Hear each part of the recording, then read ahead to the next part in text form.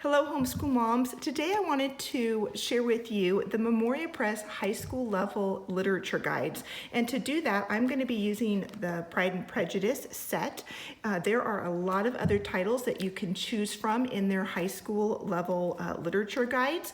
They also have literature guides for the younger grades as well. And I did a video on that quite a few years ago. I will leave it linked down in the description of this video.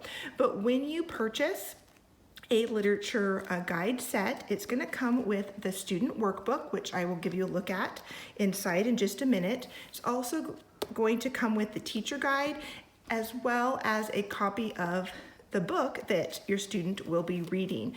The only thing that your student's going to need in addition to those is some kind of notebook. A spiral notebook works, loose leaf, lined paper put in a three-ring binder would work just fine as well, but they are going to need some kind of literature notebook. And so I'll show you why they're going to need that in just a minute. So let's go ahead and start by looking at the student book. So here's the student book, and what you'll notice right away is there's lots of information and questions to help your student as they read through the book, things for them to do, but there's nowhere to write in here. That's where the little literature notebook that they're going to have, like a spiral notebook, is going to be used.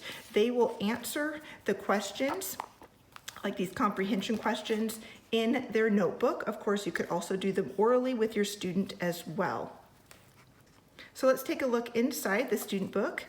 And the first thing that your student's going to need to do is to read through all of this kind of introductory material.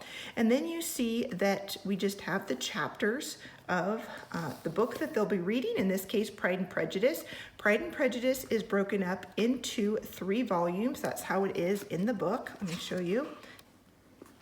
So here's volume 1, chapter 1. So the book is broken up into volumes and then chapters, and so that's how this study guide is set up as well. Each volume is going to cover the grammar, the dialectic, and the rhetoric stage. And Memoria Press is a classical Christian model of education, so they do follow that grammar, dialectic, and rhetoric stage. And so let me show you what one of those is going to look like. Again, this is all the introductory material that they would read beforehand. So here's volume 1. At the beginning of each volume, there's going to be some pre-grammar preparation for them to do.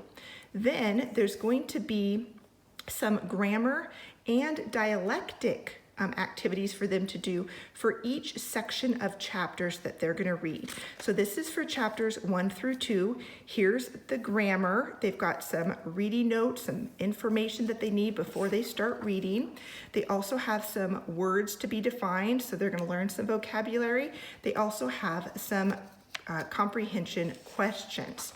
And then at the very end, there's going to be the dialectic kind of Socratic discussion questions. And then we have the same format again. Here's chapters 3 through 4. We've got the grammar with some reading notes. We've got vocabulary, comprehension questions, and then the dialectic. Now you might be wondering, where's the rhetoric step in the classical model? And that is at the end of each volume.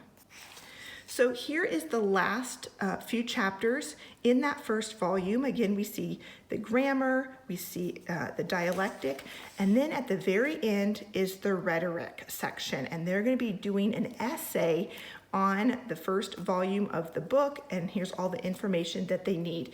Then when they start volume 2, it's going to go through the pre-grammar and then follow the same pattern at the end of volume 2.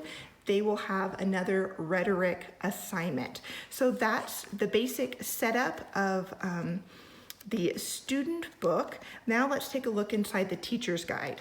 It is set up very similar to the student book. It's going to have some introductory information that the teacher is going to want to read. It's got all of the chapters there broken up by the volumes. The one thing that the teacher's edition or the teacher's guide that the teacher's guide has is the tests and answer keys. So these are tests for volume 1, 2, and 3. and then the answer keys for each of those. It's also going to have the answers to the comprehension questions and the vocabulary, and I'll show you how that looks. So in the teacher's guide, it's going to look just like the student book in these little rectangular pages. So let me show you. If I pull out the student book and look at page 34 in the student book, okay, it looks identical to what I see in the teacher's guide, which I love. I love being able to see exactly what the students have, but then we're gonna have the answers and the answers to the comprehension questions in the side. So you'll know exactly what your student has and you'll have the answers along the side. And that's how this entire teacher's guide is set up. And then, like I said, at the very end of the teacher's guide are the tests and the answer keys.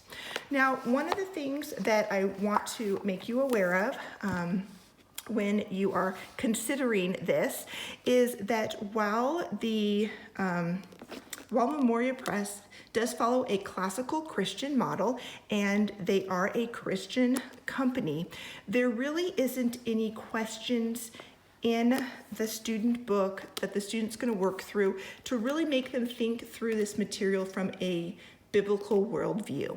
It has a lot of great questions, a lot of literary analysis questions, a lot of great grammar, dialectic, rhetoric type questions, but nothing necessarily that's going to make them stop and think through a biblical worldview. So that is, for me, really the major downside to this curriculum. However, Memoria Press literature guides are really kind of my go-to if I need to fill some gaps in our English curriculum with literature.